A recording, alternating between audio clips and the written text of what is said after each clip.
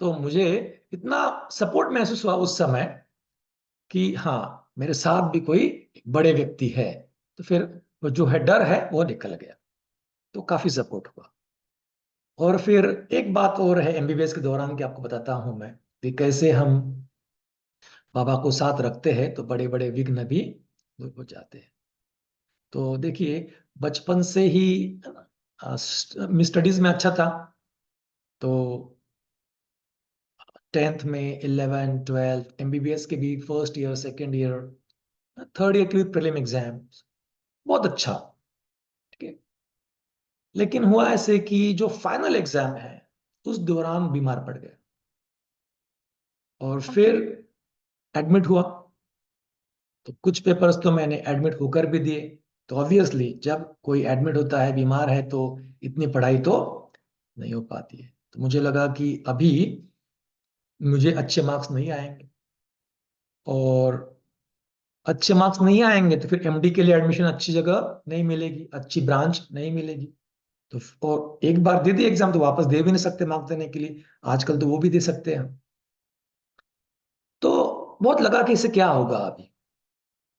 तो दीदी है, लौकिक माँ है, उन्होंने ये कहा कि देखिए, हम ब्राह्मण आत्मा है, हमारे साथ में अकल्याण हो नहीं सकता।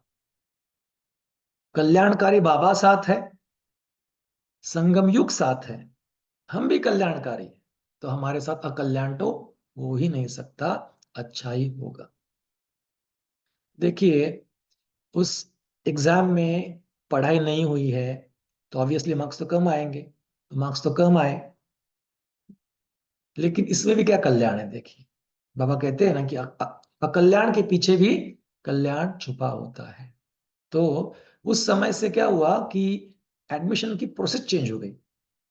जो एग्जाम में मार्क्स लिए थे सब बच्चों ने, ऑलमोस्ट कहे तो उसका वैल्यू 0 हो गई और एंट्रेंस एग्जाम आ गई। तो मैंने वापस पढ़ाई की और बहुत अच्छी ब्रांच जो ऐसी भी नहीं मिलती थी, वो भी अच्छी ब्रांच मिली, अच्छी कॉलेज में मिली। तो देखिए, हम बाबा पर और ड्रामा पर, बाबा कल्याणकारी है और और ड्रामा भी कल्याणकारी। जो कुछ हो रहा है परफेक्ट है, एक्यूरेट है, हमारे लिए बेस्ट है। भले हमें लग रहा है कि ये इसमें इसके अकल्याण के सिवाय वो कुछ है भी नहीं, ऐसे ही लग रहा है, तभी भी बाबा की जो महावाक्य है वो स्मृति में रखे, खुद का सम्मान भी स्मृति में रखे, और फिर देखिए क्या होता है। हर बात में हमें सफलता मिलने लगती है। तो ये तो मीन्स जो बिल्कुल ही कहते हैं ना कि इससे खराब कुछ हो नहीं सकता, उसको बाबा ने कितना अच्छा कर दिया। तो ये मुझे कहां से कहां बाबा ने बिठा दिया ना, ऐसे मुझे तभी अनुभव हुआ। और फिर आगे जाकर मुंबई में बड़े हॉस्टल में भी काम करना हुआ। और फिर मैं दादी गुलजार जी को भी है ना मिलता था, क्योंकि अभी भी मैं अभी नासिक में हूँ, तभी दादी जो है वो काफी समय तक मुंबई में रहे, तभी भी जाना आना होता था, और पहले भी मधुबन जाता था।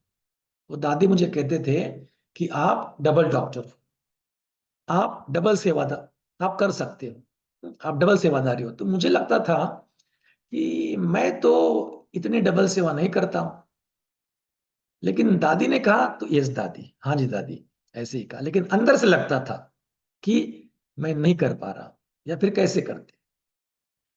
तो लेकिन देखिए, जो दादियाँ है, बड़े हैं, बाबा है, उनके जो वरदान है वो हमारे लिए सिद्ध हो जाते। तो पहले तो जब है ना हम हॉस्पिटल ज्वाइन करते हैं, डॉक्टर्स तो आपको सबको पता है कि पूरी बिजी लाइफ होती है तो बाकी समय नहीं मिल पाता है। लेकिन मैंने मुंबई इस कारण छोड़ी कि मुझे बैलेंस करने लायक, वहां पर ट्रैवल, हेक्टिक लाइफ बहुत ज्यादा था। मुझे मुंबई बहुत पसंद था, मैं वहां रहना भी चाहता था, लेकिन एक कारण से मैंने वो छोड़ी, क्योंकि मुझे मेरी लाइफ बैलेंस करनी थी, कि मेरे लिए समय मुझे निकालना था। तो फिर मैं नासिक आया। तो फिर नासिक में ट्रैवल टाइम तो बहुत कम लगता है, घर और हॉस्पिटल भी क्लोज है, तो फिर कुछ समय इवनिंग में निकाल पाता था। पहले तो इतना टच नहीं हुआ, लेकिन कहते हैं ना कि बड़ों का वरदान फलीभूत हो जाता है, भले समय लगे उसको। तो हमें खुद, उसमें तो खुद का भी एफर्ट है ना, कि मुझे क्या करना है, वो भी हमें सोचना है। तो फिर पहले सेवाएं बिल्कुल नहीं होती थी, सिर्फ डॉक्टर्स की जो भी लौकिक सेवा है वो थी। लेकिन हुआ ऐसे कि एक दिन, कहते हैं ना कि हम बहुत सोचते हैं, अगर हमारे मन के अनुसार कुछ नहीं हुआ तो हम सोचते हैं, लेकिन उसमें भी कैसे कल्याण होता है देखिए। अभी अगर हम क्लास में बैठे हैं और बहनें सपोज लेट आ रही कुछ कारण से, और हमें पता नहीं क्यों कभी आने वाले हैं, और कब आने वाली है और क्यों नहीं आने वाली, अगर हमें पता नहीं तो क्या होता है, पूरा क्लास थोड़ा सा हलचल में आ जाता है। तो हमारा जो यहाँ यहाँ क्लास है, वहाँ वीकेंड्स को बहनें आती थी।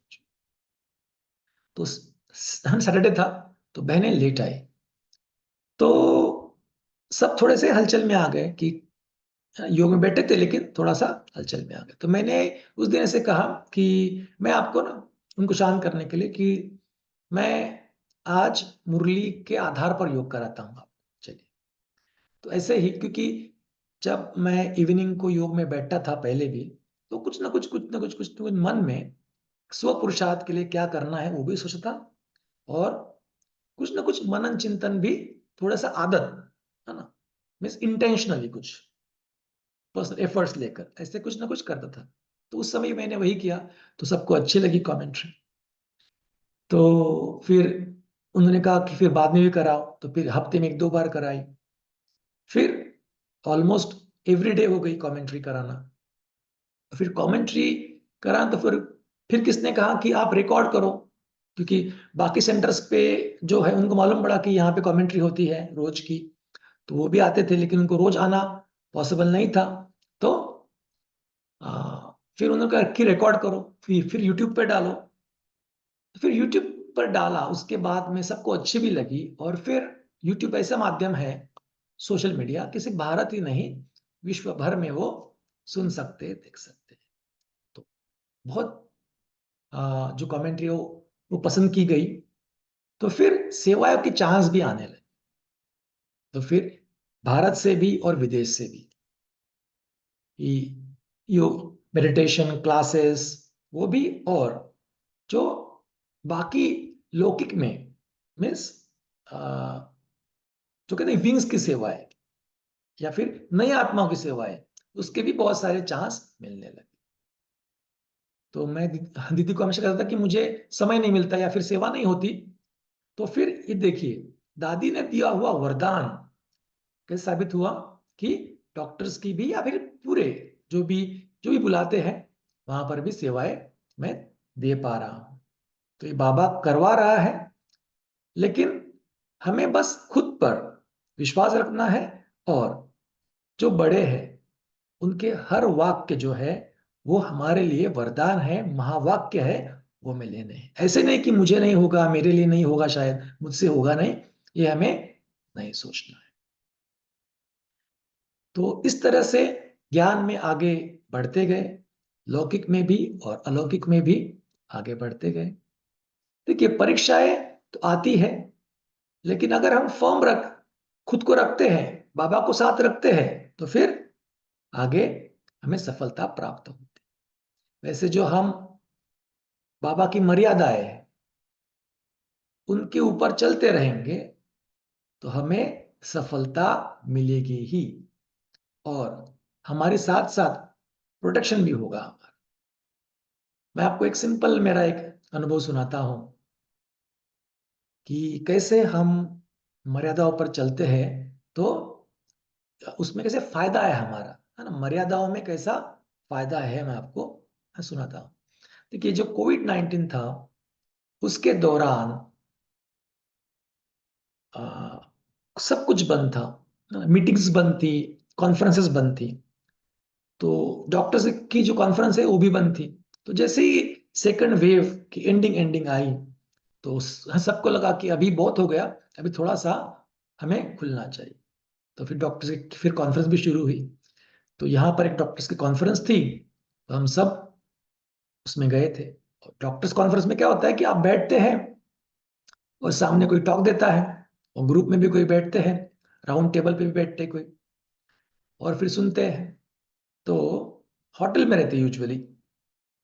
तो उस दिन उस कॉन्फ्रेंस में, अभी कोविड है तो सभी मास्क लगा कर आएंगे, तो सभी मास्क लगा कर आए। और जो वेटर है वो हर एक को कुछ ना कुछ परोस रहा है, स्टार्टर्स, है ना, हर एक को दे रहा है, डॉक्टर सबको दे रहा है। अभी अभी वो खाने के लिए मास्क, है ना, उतारना पड़ेगा आपको तो। और हम जो बाबा के बच्चे हैं वो तो बाहर का स्वीकार नहीं करते हैं, तो आपको मास्क नीचे लेने की जरूरत नहीं पड़ती है। तो मैंने तो मास्क नहीं लिया नीचे, और बाकी सबने मास्क नीचे किया और खाया। और फिर वो जो वेटर है, शायद उन वेटर्स में से कोई एक कोविड से इन्फेक्टेड होगा। तो सब, और बहुत सारे डॉक्टर्स को कोविड हुआ उस समय। तब तक बहुत प्रोटेक्शन में थे, लेकिन तभी कोविड हुआ। तो बहुत सारे डॉक्टर्स हमारे एडमिट हुए हॉस्पिटल्स में, कोई कोई, है ना, आईसीयू में भर्ती करना पड़ा, क्रिटिकल भी थे कोई। और मैं 2-3 दिन के बाद में मधुबन चला गया, क्योंकि दिवाली थी। मुझे लगा कि मैं दिवाली बाबा के घर में मनानी है मुझे, इसके लिए मैं मधुबन गया। तो